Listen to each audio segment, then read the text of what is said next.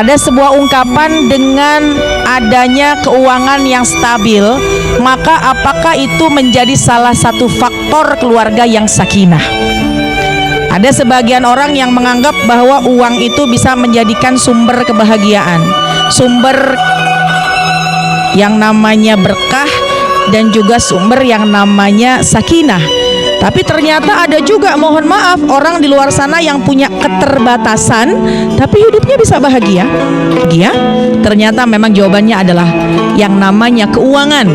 Ya, keuangan itu bukan menjadi salah satu faktor utama dalam kebahagiaan dan juga faktor utama terkait sakinah dalam keluarga.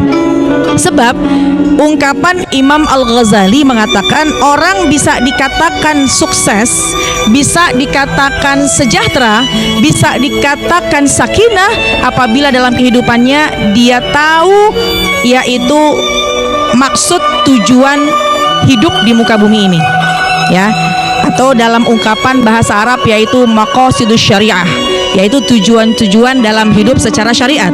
Ada 5. Yang pertama, tujuan kita, landasan utama kita, yaitu hifzuddin. Nih, jagain agama. Kita mau sebanyak apapun uang kita, atau mungkin keterbatasan finansial kita, tapi kalau dalam kehidupan kita, kita menjadi orang yang bisa menjaga agama kita, maka insya Allah hidup kita bakal sejahtera. Jadi makanya yang pertama, yang paling utama, pondasikan kehidupan kita, temukan kesejahteraan, yaitu bagaimana cara kita menjaga agama ini, hifzuddin. Yang kedua, yaitu hifzul mal. Apa itu hifzul mal? Jaga harta, ya. Artinya bagaimana kita nih ngejagain harta kita. Jangan berani memasukkan sesuatu dalam keluarga kita, barang-barang yang haram. Pastikan yang masuk hanya barang-barang yang halal saja. Innal halala bayyinun wal harama bayyinun. Yang jelas, yang halal udah jelas, yang haram udah jelas. Jangan berani coba-coba. Kenapa? Karena ini bisa berpengaruh ke dalam kehidupan kita, bisa berpengaruh kepada semangat ibadah kita. Kalau ada makanan yang masuk ke dalam tubuh kita, makanan yang haram, naudzubillah, khawatirnya amalan ditolak, doa pun ditolak, naudzubillah, malas juga kita dalam melakukan amal ibadah. Yang ketiga, yaitu kita jaga yang namanya keturunan. Ketika kita sudah berkeluarga, subhanallah, ternyata di antara suksesnya kesejahteraan yang kita bisa gapai, ternyata jangan lupa anak ini adalah aset. Itu adalah amanah yang Allah berikan kepada kita. Bahkan kata baginda Rasul, tanakahu, menikahlah kalian, watakatsaru, banyakin anak keturunan kalian, fa inni mubahim bikumul umam yaumal qiyamah, karena dengan banyaknya anak kelak nanti baginda Rasulullah SAW bangga dengan kita, sebab kita memberikan persembahan kepada baginda Rasul, yaitu punya anak keturunan yang banyak, yang menjadikan mereka anak yang soleh dan soleha. 3. Kunci kebahagiaan, kesejahteraan, sakinah, yaitu kita punya anak, didik mereka dengan didikan-didikan yang baik, insya Allah. Dalam Islam juga dianjurkan kita menjaga akal pikiran kita, hifzul akal, jagain akal kita. Sekarang banyak banget kajian-kajian, sudah maraknya kajian yang online, yang offline, maka jangan lupa untuk menjaga sakinah, ketenangan, keberhasilan dalam kehidupan kita, bahkan kebahagiaan dalam keluarga.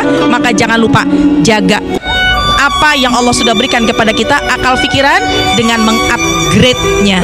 Gimana cara mengupgrade-nya? Sering duduk-duduk di kajian-kajian, sering duduk di majelis-majelis ilmu. Kalau di majelis ilmu kok ya tenang, kok ya damai, karena memang dijanjikan oleh baginda Rasul, nazalat alaihimus sakinah, turunlah kedamaian. Oleh karena itu, momentum begitu mudahnya sekarang kita menggapai ilmu, baik di majelis-majelis. Yuk semangat untuk meningkatkan, menjaga apa yang sudah Allah berikan, yaitu akal kita, dengan kita menjaganya, meningkatkannya dengan hadir di majelis-majelis ilmu, agar meningkat kualitas kita sebagai hambanya Allah.